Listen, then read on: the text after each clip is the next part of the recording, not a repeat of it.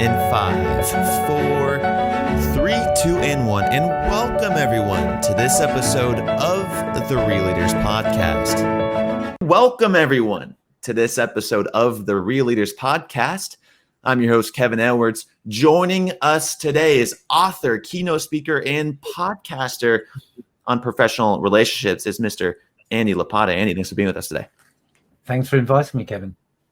It's a pleasure having you on. So professional relationships. Tell us a little bit about how you got into professional relationships and why you think it's so important. Well, I've been working in the field of networking and professional relationships for 22 years now. My father co-founded a business network way back in 98. And then I joined about 6 months later. And we worked together in that business for about 7 years. Founded and folded very quickly, a very early stage social network called Word of Mouth. And in that time, I'd been introduced to the world of speaking and writing, wrote my first couple of books while we were running the network. And so we moved away from running networking groups into teaching networking. But the biggest challenge was, for a long time, even though I ran networking groups, for me, networking hasn't been about networking events or networking sites. It's been about your network and your engagement with the network. And your network can be someone that you know through friends or family. It could be someone that you met at a dinner party. It could be someone else introduced you to. It doesn't have to come through a networking event. And trying to reframe networking to that broader definition proved a huge challenge. And then interestingly, as soon as I started talking about professional relationships, exactly the same thing with a different label, people seem to get it and be much more open to the broader perspective of it. So I love this because what I can't stand about LinkedIn is that you connect with somebody and you try to grow your audience and you just want to tell people how good you are and how cool you're doing. I think that's one of the worst things for society. What to you makes a good connection? Well, on that LinkedIn approach, my business strapline is connecting is not enough. And I don't just click connect, or click accept if someone's clicked connect. I think that's meaningless. Even if that's my prime prospect, right, engage in a conversation with me. And I think one of the golden rules of social media and of personal interaction is engage, don't broadcast. Earn the right. Stephen Covey talked about emotional bank accounts and how we need to invest in relationships before we seek to withdraw. And that's not as blunt and as binary as I've given X amount to you, therefore you owe me Y. It's much more seeing about supporting your network, engaging with your network, investing in your network, and your network will support you in return. So once you understand that, once you have this mindset of connecting is not enough, and it's about conversation and engagement and mutual support and just finding people you have a rapport with and something in common with, then you're starting to engage in the right way naturally. It just shifts naturally. When it's done without authenticity, it shines through. I've met people who have clearly been on courses where they share the same principles but without the nuance. So they say you've got to give first. So you meet someone for the first time, and the first thing they say is, "How can I help you?" You haven't met me yet. You don't necessarily want to help me. Get to know me first. Right. So I think where it comes from a natural place, an authentic place, then then you engage in a more natural manner anyway. Now, with it being so natural, it's got to be kind of a different process for everybody. What are some, stages or some guidelines you could give to someone watching this to make sure that they're not, overstepping the boundaries of what makes a meaningful connection? Listen more than talk. You listen with your eyes and your ears and all your senses. I don't just mean listen to what people say. I mean, really pay attention to other people. And this goes again into Covey's work of listening for people, what I call listening for people, but active listening and engaging with people. I don't believe in books that give you a list of questions to ask someone when you meet them for the first time, because you sound like someone who's read a book with a list of questions to ask people. I can't tell you how to take someone from, I have a model of the 7 stages of professional relationship. I can't give you a generic way to move someone from stage 1 to 2 to 3 to 4 to 5 to 6 to 7, because everyone is different. So you have to engage truly with the other person. And if you do that, you pick up the science. Also, take yourself out of the equation. Don't stop letting your ego dictate your actions. I think it's very easy to say, well, this person's not interested in me, or I have no rapport with them. And I can be guilty of that. But it's actually, they've got a different style to you. They might be more introverted. They might be more analytical. They may take a bit longer to warm to people, or they may show more respect than outward liking, but it doesn't mean they don't like you. So I think that taking that ego out of the equation and just engaging in every relationship naturally makes a difference. And then finally, and interestingly, I was working with some clients yesterday, and this was a key thing we talked about, because they're driven by short-term targets. They have bosses and a big organization who's saying, we need short-term results. And as soon as you're in that position, that impacts how you can build that rapport, because you're angling for something straight away.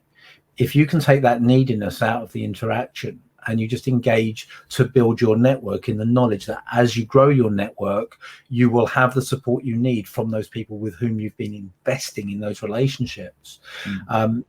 As soon as the neediness is out of the equation, then it becomes easier to find that rapport and to move that relationship forward. So again, it comes back to authenticity and being natural, which I know can sound trite and cliched, but things are cliched for a reason.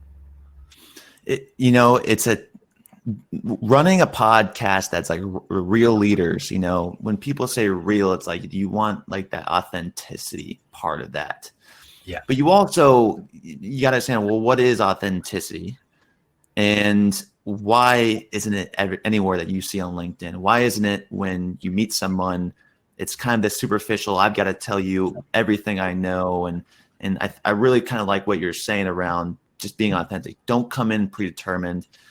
But I also think being real is getting to know yourself. And the more you get to know yourself, hopefully you'll understand how imperfect you are and how imperfect human beings are. So when it comes to relaying that, expressing that, and connecting on this imperfection, is that a good kind of way to just break down barriers and get to know somebody? It's absolutely a way to break down barriers and get to know somebody. And we could do the whole conversation on this topic because it's such an important one right now and keep coming up.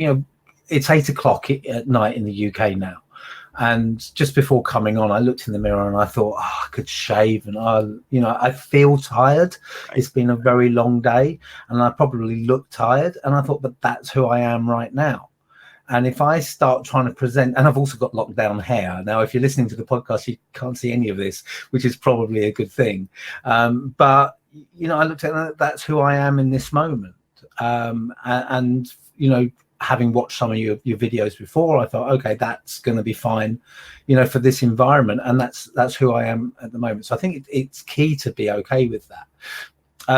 The reason this is such a hot topic at the moment for me particularly, I think it's a hot topic for everyone because of what we've been through over the last 12 months. But my last book, which came out in December, is about vulnerability.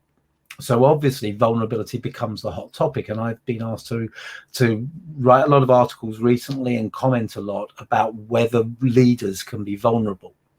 And it's become a bit of a mission for me to try and get across this message that vulnerability is a strength, and leaders who show vulnerability are strong leaders. And that goes against the narrative we've been force-fed since at least the 1980s and probably earlier than that.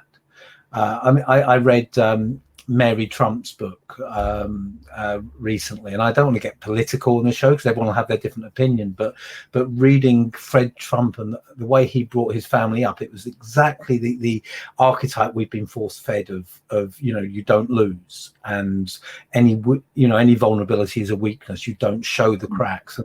And, we see that in The Apprentice. We see that in the UK we call it Dragon's Den. I think it's a different name gone off out of my head at the moment, but in the US you have the same show where people pitch a new business idea to a panel. Shark Tank, yes. So we call it Dragons, then you call it Shark Tank. It's always scary animals, which sums up my point completely. And all of the, everyone makes it.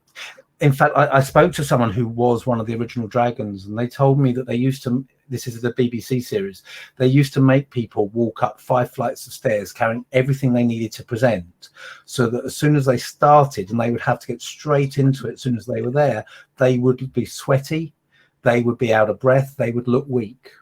And the message that these programs force fed us with, films like Wall Street, that culture, is might is right.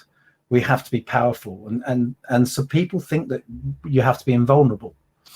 Studies show that that's not the case. There's a study in my book from Harvard Business School where they looked at the impact of leaders sharing their fallibility on the people listening to them and engaging with them, and they measured 2 types of envy: benign envy, which was, benign envy is, I want to be like you. I admire what you've achieved and I want to achieve that as well. And malicious envy, which you can imagine, I want to see you fall off off your pedestal. And they found that if someone just shared their successes, levels of benign envy were higher. If they shared their success, but they shared where they found it difficult along the way, the first one, malicious envy, was higher. When they shared where they fell along the way, benign envy came up, malicious envy went down. So when we share that we're human, when we share that we're fallible, that we don't know all the answers, people engage with us more. And that goes to your question. Yes, show your vulnerability, show your human side, and people will engage with you. And the last thing I'll say on that is, when I'm delivering my talks on this topic now, on Just Ask, I start by sharing a very painful personal story from the beginning of the pandemic that probably has everything in it, family trauma, my father passing away, business being in dead trouble, all of these things.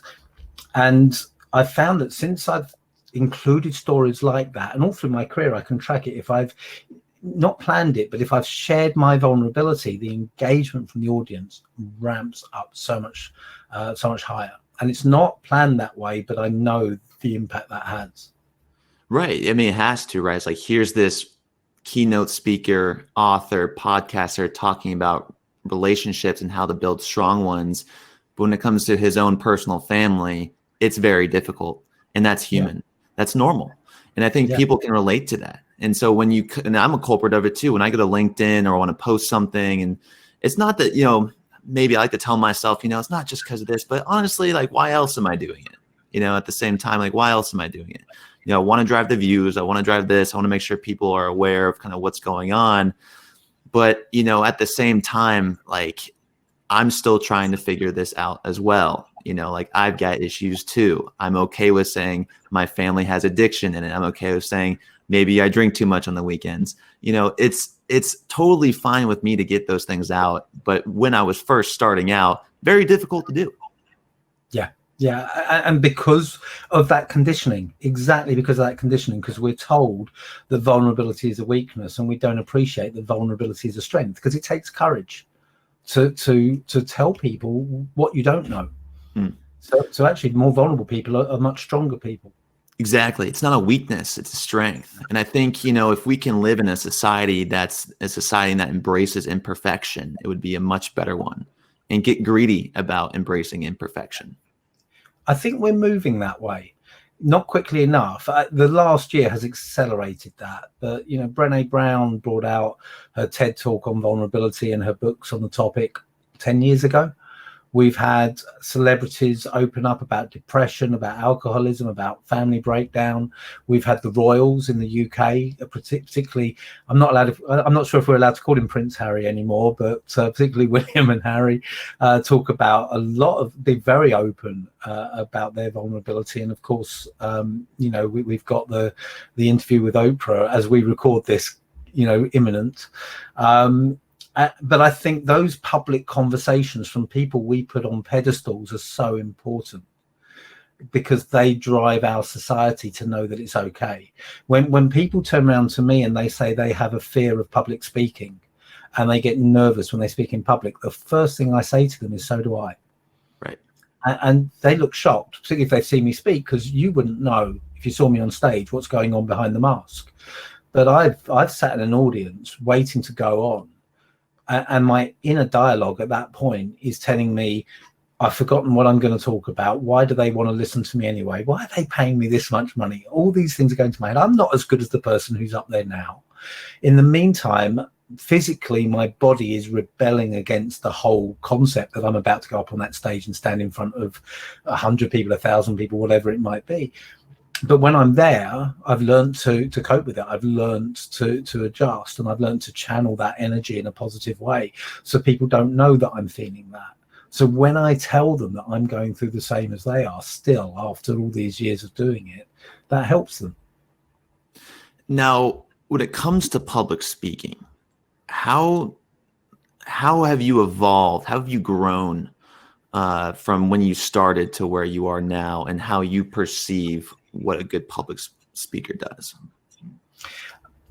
I would like to think that I have grown enormously. I always say to people, it's not for me to judge how good a speaker or otherwise I am. That's for other people. But I'm definitely many, many, many, many times better than I was when I started.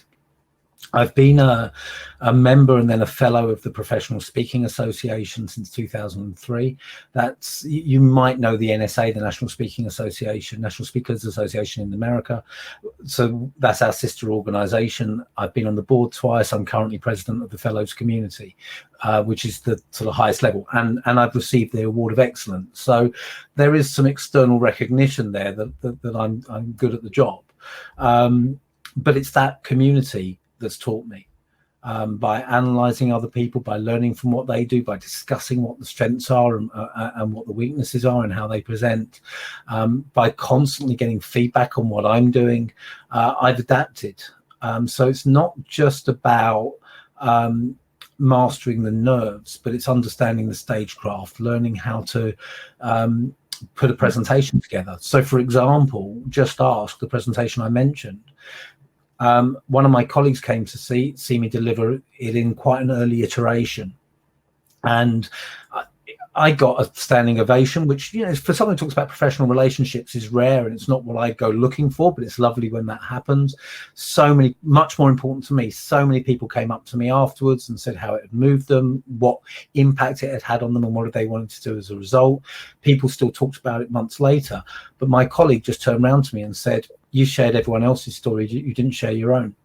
And we rewrote the entire talk. So even something that has gone well, we've made better.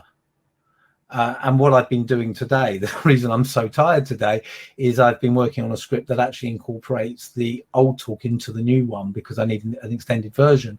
And I now know, I mean, this is taking me 2 or 3 days worth of work to plan this talk, but it's even better as a result. So you're constantly seeking to improve and constantly seeking to grow. I've always said that the day I stop learning is the day I stop bothering.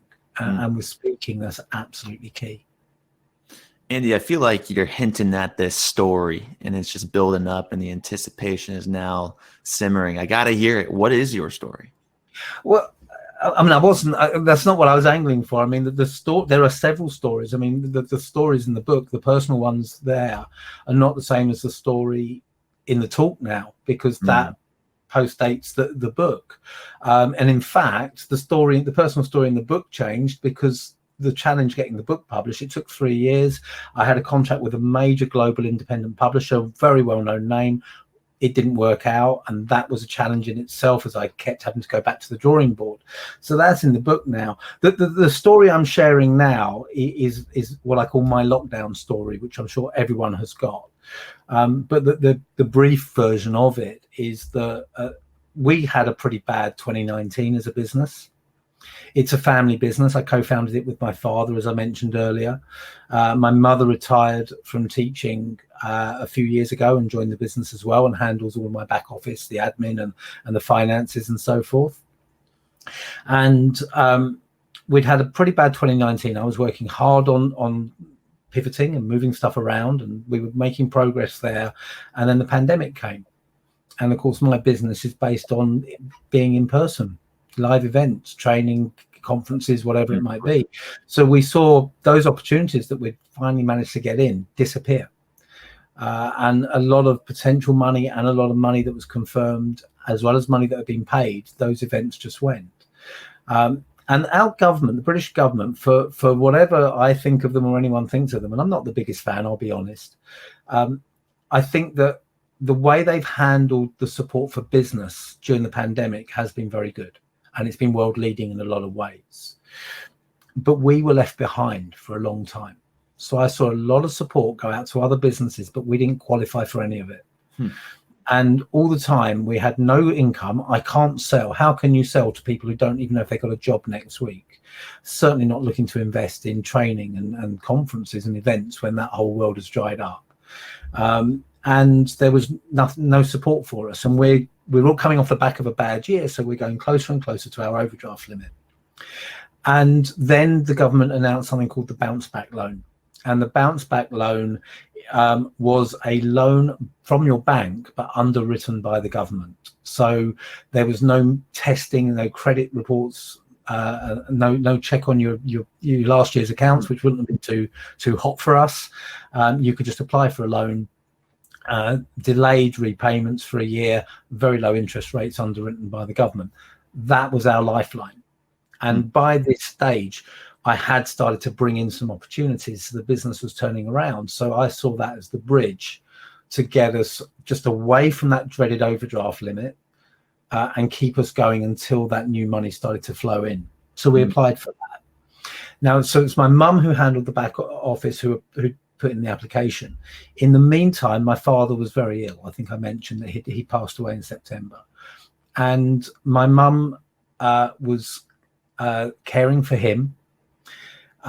During the pandemic, my sister and I both lived close by, but we could visit, but we had to keep our distance. So we couldn't really help out. We hadn't touched either of my parents for about 3 or 4 months. And then one day I got a phone call from my dad's carer. And he had a carer come in a couple of times a week to give my mum a break. Never called me before. So immediately something's wrong. Right. And I rushed over, and my mum was having a panic attack. And very, very hard. It was no decision at all, but it was a hard decision. I went over and held my mum, first time in months. Not supposed to do it, but what else are you going to do in that scenario? Sure. And the trigger for the panic attack was she'd got an automated letter from the bank saying, because of checks we have to make with your application, we find you don't qualify for a loan. Your application is therefore cancelled. No explanation, no reason. And I Googled, I couldn't find a reason. There was no appeal, no phone number, no right of review, nothing. Just your application is cancelled. And she was hyperventilating, saying, it's me, I did something wrong, I put something wrong on the application. So that's the front end of the story. The key point of sharing that is I then had to go out and wear a mask. All of this stuff is going on in the background, but I've got to talk to my clients, to my prospects, to my network, and I've got to present a smile and a strong front. All of the time this is going on in the background. The good news, every story needs a happy ending, is that we got the loan. It turned out I'm like a pit bull, with a toy or something like that. And I used my network. I found out who to write to, CEO of the bank.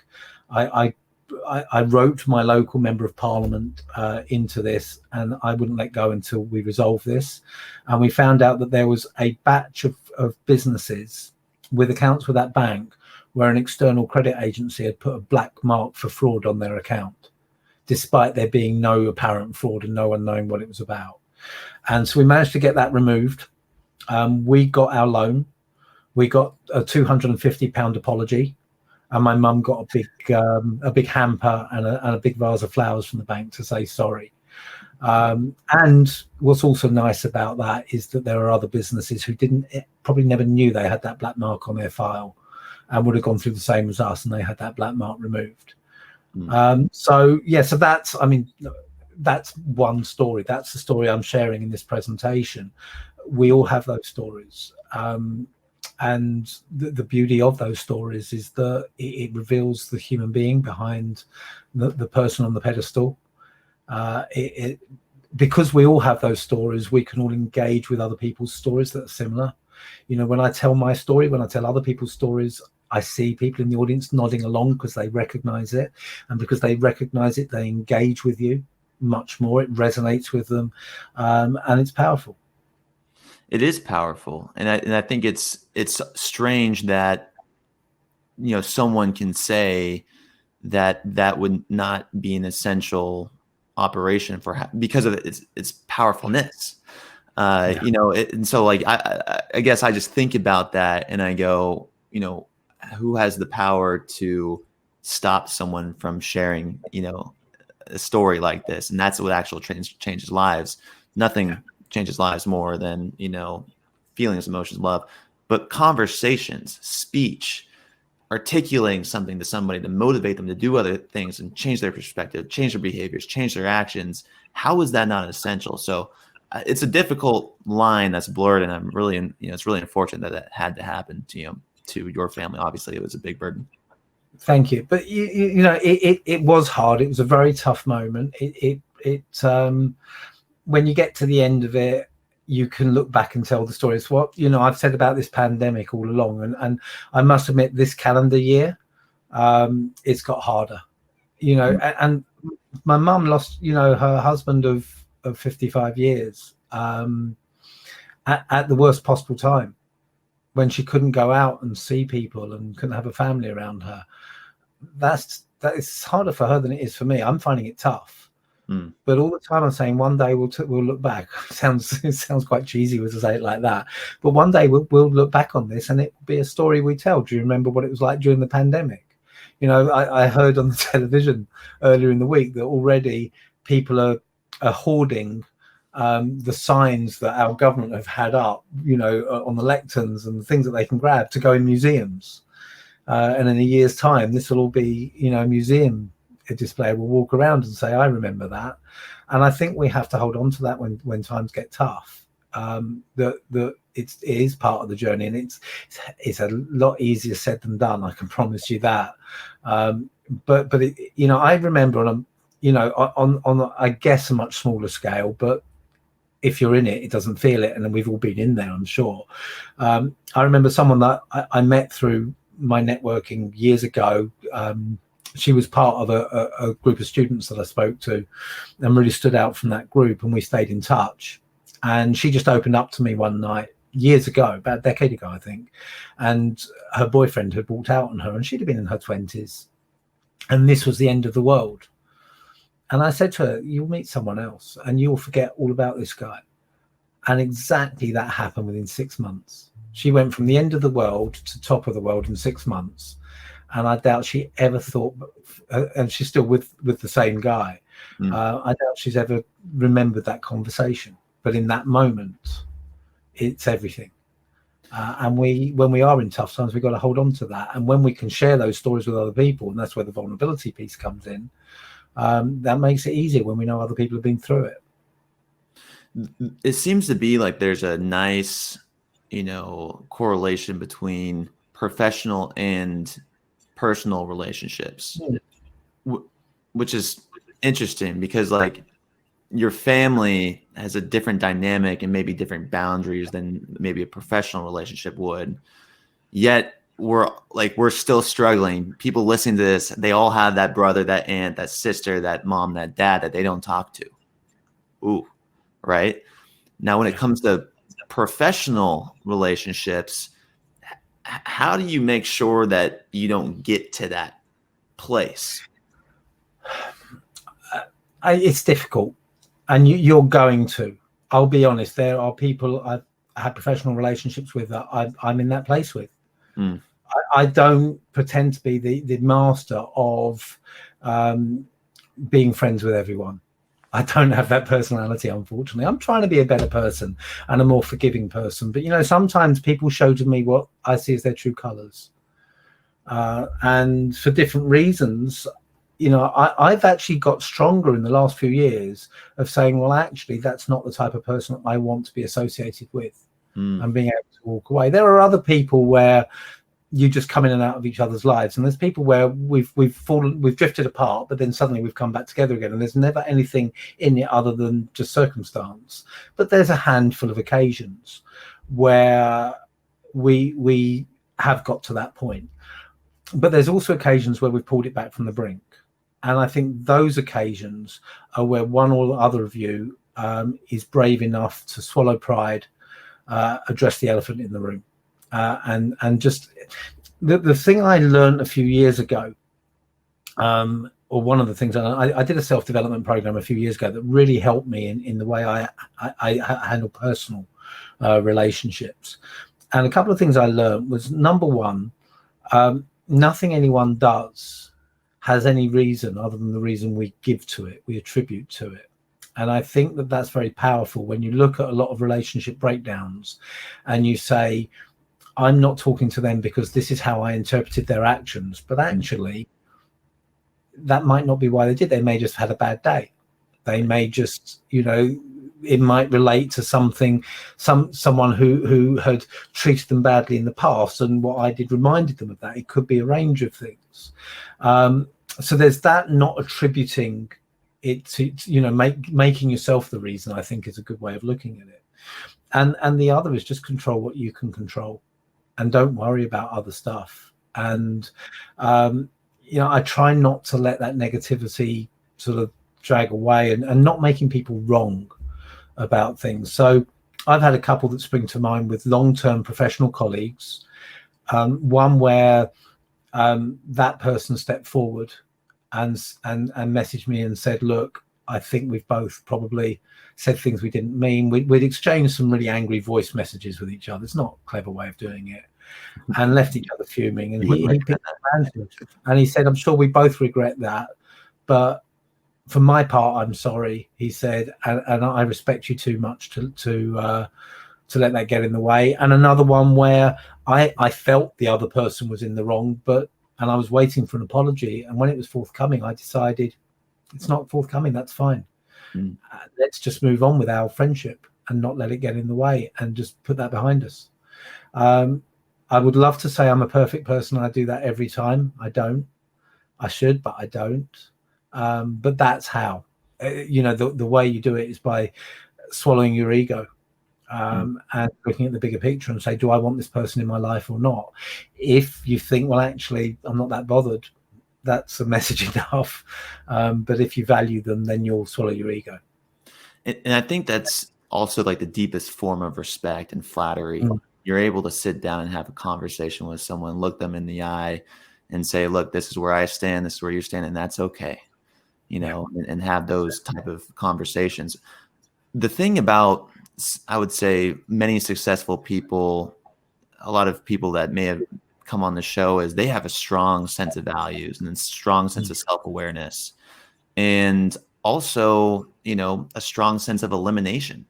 When things that aren't in their shared values come into their life, they're able to identify that, eliminate that as soon as possible so they don't waste time.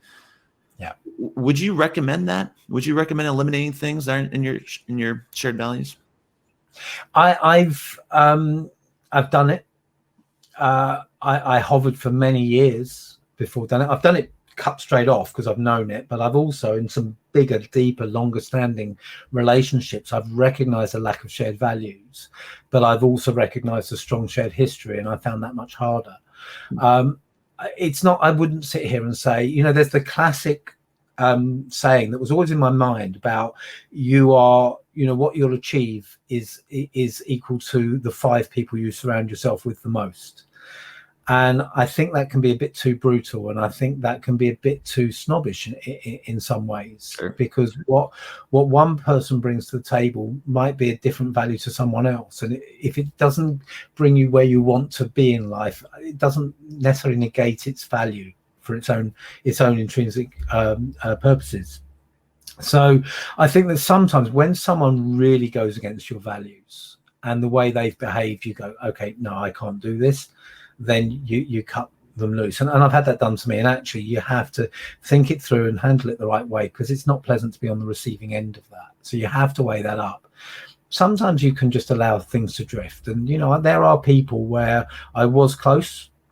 I'm not close anymore. But if I see them, always be pleasant, polite, and share and reminisce, but I might not be rushing over for dinner at their place or vice versa. Well, you wouldn't be at the moment anyway.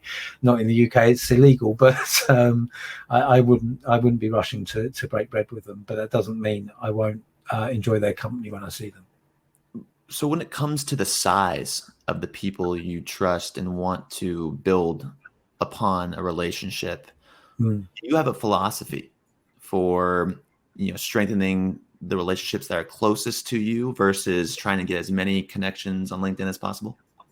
Yes. So I mentioned earlier that my business strapline is connecting is not enough. And I have a semi-open approach on LinkedIn. What I mean by that, I'm not a LinkedIn open networker where I'll connect with everyone. And actually, my preferred approach would be only to connect with people I know. But, someone messages me and says, I've read your book. I was at your talk. Someone who's been in one of the groups that I work with, even if I've not met them personally, if the fact that my work has resonated with them, I think it'd be churlish of me not to connect.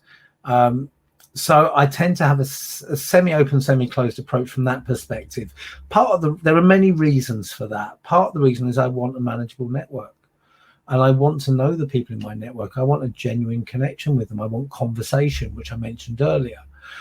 So I talked about the 7 stages of professional relationship. And when I introduce that to people, I talk about how we view networks and the mistake we make, because what we tend to do culturally is we view networks as binary.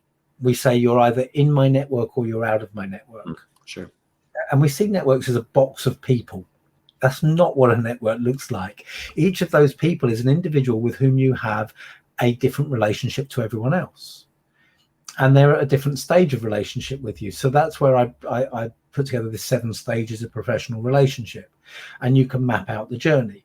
So the 7 stages are recognize, know, like, trust, which are the stages that Bob Burg has made famous. And so that's stages 1, 2, 3, 4. Then 5 is support. And what I mean by support is a supporter is someone you could pick up the phone to and say, can you help me? And they would be happy to. Level 6 is advocate. An advocate is someone you don't need to pick up the phone. They're out there looking, recognizing opportunities for you, talking about you all the time. And then stage 7 is friend. Now, you're not necessarily going to go along that route in that particular order with every stage. You might trust someone but not particularly like them. You might not dislike them, but the rapport, the commonality might not be there. But you can still be an advocate because you really value what they do and trust what they do. So there are there are stages in there which can move around a bit, particularly that like and trust. And I would throw respect in there as well. But my point is this: what most people tend to do when they think about building networks is get more people in at levels 1 and 2. Whereas for me, you're much better off. Yes, particularly if you don't have a large network, you need to be adding to your network all the time. But focus on as well on the people in there who are levels 1, 2, and 3, and get them to 4, 5, and 6, because that's where your network really converts into support for you. The people that have met you once or twice at events and you never talk to outside, you can't suddenly pick up the phone to them and say, listen, this has come up, I could really do with your help. They're not going to be recognizing an opportunity and thinking of you. So you need to bring them through that process to deepen the relationship, take them on that journey. And the interesting thing is, whenever I do a talk on the topic of the power of professional relationships or connected leadership, I introduce the 7 stages and I do a poll. And I ask 2 questions in the poll. What stage do you think the ideal level is for the relationships in your network, the mean level, where you want the chunk of people? And the answer is always 5 to 5.5. The other question is, where are you now? And the answer is 3 to 3.5 every single time. We have people who like us, maybe trust us, but we're not converting those people into really strong supporters and advocates. Now, whatever you're doing, whether you're in a sales role and you want people to refer you, whether you are looking to progress your career and be considered for those top positions.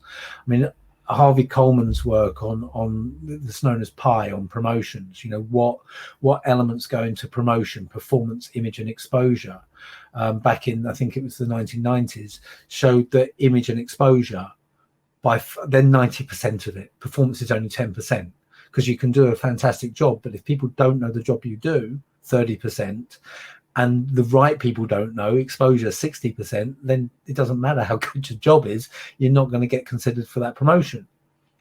So unless you've got those supporters and advocates, you're not going to get the promotion you want. You're not going to get headhunted. You're not going to get to be able to turn around to people and say, we're trying to get people to buy into this merger that we're going into and understand its impact. Can you help us spread the message? All those things that leaders need to do in their role are enhanced by a strong professional relationship. So we've got to take people on that journey till we've got them. Interesting. Very interesting. Have you heard of, seen, influenced a sales team that isn't focused on quotas, that isn't picking up the phone and trying to do a numbers game 10-7-3-1?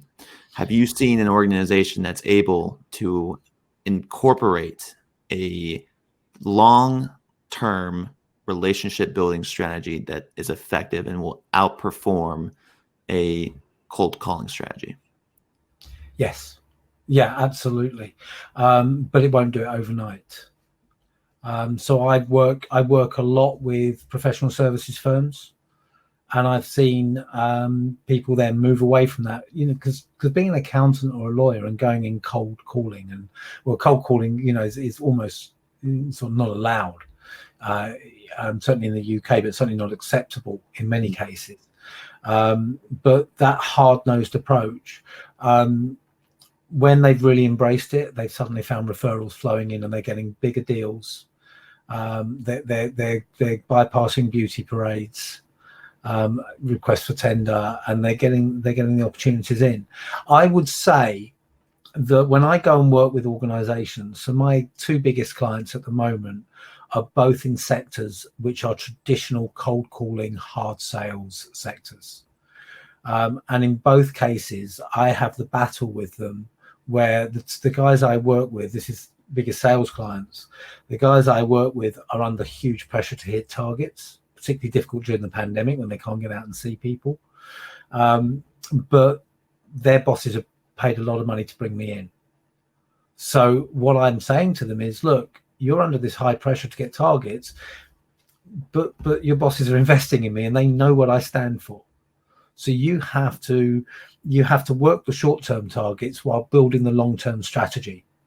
So next year you become less reliant on the cold calling, and the year after even less so, and the year after even less so, as the referrals mount, as the relationships deepen. It's a long-term strategy, and that works. And one of the things I share with them is a very simple graph that shows, the depth of the relationship on one axis and the length of the relationship on the other. And typically, there are times when you click with someone straight away, and I've had it where they become your advocate, bypassing every other level of relationship and go straight into advocate. That's happened to me, but I could name them. It's not that many, but it does happen. But generally, the shorter the relationship, the fewer the interactions, because it's not just length of relationship, it's number of positive, impactful interactions. The shorter and the fewer, the less strong the relationship. And if you then go in at that point and ask for the sale or ask for the referral, you might get it, but the relationship is going to suffer. And it's going to be harder to build because it's going to either dip or just weaken, because people are going to feel, well, you're only looking out, you're only in it to get something from me. But if you keep investing in the relationship, lots of positive two-way impactful interactions over a period of time, the relationship strengthens. It becomes natural to ask for help. You don't have to ask for a sale. People buy from you and they'll refer you even without you asking. So it's a long-term strategy, but yes, absolutely, I've seen it work. Now, what about automation? Like, where do you stand on automating? Like, we know you can't automate a good relationship, but certainly it does help with some different types of strategies. Where do you stand on automation in terms of sales? I'm not a big fan, partly because I'm rubbish with process and everything that goes into building the automation, but it does have its place. If someone is building automation into the sales flow, my advice would be think about how it impacts the person, the recipient of your automated content. So avoid the dear first name. If I see an email come into my inbox that's, "Hey, Andy, I want to tell you about this," I don't even open it. I think the people that have designed this, and maybe there'll be an automation expert who will say, "No, you're absolutely wrong.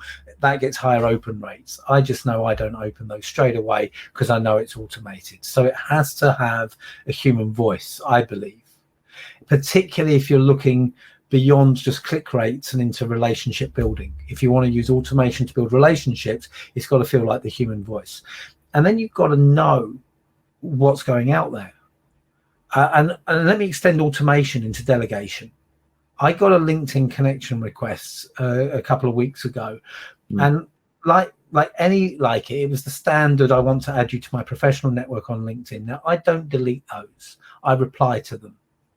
And I say, "Tell me more about why you want to connect." So what I do is I outline my approach to LinkedIn and explain why I don't accept automatically. And I say, "But I don't like to ignore you. So tell me more about why you'd like to connect." The reply I got was, "I'm sorry, I'm not interested right now. Thank you anyway." And I said, "You contacted me." Right. And the reply was, "Oh, I'm sorry, I had someone do that for me." Now, do I have to add anything to that in terms of getting delegation automation wrong? No, not at all. Now, but here's the question then, first impressions aren't everything, but they definitely make a difference. So what would you recommend to people, whether you're at a networking event, one, and then two, for like just an opening email? What is, if I'm going to slide into Andy Lopata's DMs on LinkedIn, what am I going to say? Well, my first approach would always be to try and get a referral or an introduction from someone they trust. So I'm not going to go in cold, first of all, anyway. But let's assume that you are. I have something I call the eye test, and the eye test is key. And that is how many times you say "I" versus how many times you say "you." Ooh. I had someone who replied to my LinkedIn response to a blank connection request, and their response was 16 I's and 0 U's. I want to connect because I want to build my network, and I do this, and I this, and I that, and I that. 16 I's, no U's. No reference to looking at my profile. No reference to why I might want to connect with them. No reference to anything that I've said, blogged, posted, anything. Just all about them. And that gave me a very easy decision to make. So Dale Carnegie said something along the lines of, "The sweetest sound to any man is the sound of his own name." Right. There's a famous piece of research. I've picked it up in 2 or 3 books, well-known books, but I can't remember which ones they're in at the moment. But it's research of a researcher sat next to people on a plane and spent the whole flight asking them about themselves, and never at one point talked about themselves. When the unsuspecting passenger walked off the plane, there was another researcher at the foot of the stairs. And by the way, they wouldn't have known the person sat next to them was involved in a research project. As they came down the steps from the plane, another researcher there, excuse me, madam, excuse me, sir. We're just doing some research just to find out about conversations on airplanes. Did you talk to the passenger next to you? Yes, I did. How would you describe them? Would you say they were interesting? Oh, very. Could you tell me their name? Right. They never told them their name. Right. They didn't even tell them their name. But the key is that if you talk to someone about them, they will find you interesting. Mm. So if you want to slip into my DMs, if you want to engage me, if you want to converse, then you say, Andy, I loved your interview on Real Leaders. Loved what you said about, the eye test. That really resonated with me. I'm accepting that one because it shows a real interest. It comes back to where we started. It comes back to that word authenticity. I had a connection request, someone who replied to my message. No, actually, it was in the connection request. So kudos, they actually personalized it. But they said, I really like that you do this. And they picked one line from my profile. And I went back and I said, oh, thank you very much. What connection do you have with that organization you mentioned? Oh, none at all. They just picked a line from my profile. And it just shone of, okay, I've listened to people say you've got to show an interest, so I'll pick a line and I'll reference it. You can pick out inauthenticity very easily. It's weak. It's lazy. Yeah. And going back to, one of the first things we said, it's, when you're talking about yourself, you're putting yourself on this pedestal. People are imperfect beings. And it's time for us to kind of accept that and be real with what's going on, be actually interested in what's going on. And unfortunately, it sounds like today on this call, we're one of the only two people that really understand that. And we've got to build a separate world outside of that, because the world that people are living in right now is just that, the eye test. So Andy, let's bring this full circle now. We've talked about imperfection. We've talked about building relationships. You shared your story today on the show. And lastly, what we should say to people when we want to get to know them. So let's bring this full circle. What is your definition of a real leader? Well, I think my definition has probably come through in a lot of what I've said. I think a real leader is someone whose leadership is about everyone, not about themselves. It's someone who puts their ego to one side and seeks to support others, help others, guide others, direct others, whatever it might be, but with the collective good in mind. I say puts their ego to one side very carefully, because I think if you completely subsume your ego to the collective whole, you won't be a leader, because you won't have the confidence to step forward into leadership. So, Kevin, we've only met tonight or this afternoon for you. I'm guessing you have an ego. And that's not a bad thing, because if you didn't have an ego at all, you would not be able to sit here and put yourself front of camera and, conduct these interviews brilliantly. But what you do is you ask a question and you listen. You make this podcast about the guest and about the listeners, and not about yourself. I listened back to one of my podcasts that I published this week the other day, and I'll be honest, I turned around straight away and said, I talk too much there. Now, it was a slightly different format. Once a month, I have a conversation rather than an interview with a leadership strategist. So that is designed for us both to talk equally. But I talk too much in that interview, and I recognize that. But a real leader just asks the question and shuts up and listens. And where they can contribute, will jump in with the contribution. So they put their ego to one side, but it still supports them on their journey. I love it. It's very consistent theme throughout today's interview as well. Andy, for Andy Lopata, I'm Kevin Edwards, asking you to go out there, be interested in others more than yourself, and always, folks, keep it real. Thanks, Andy. My pleasure. Thank you.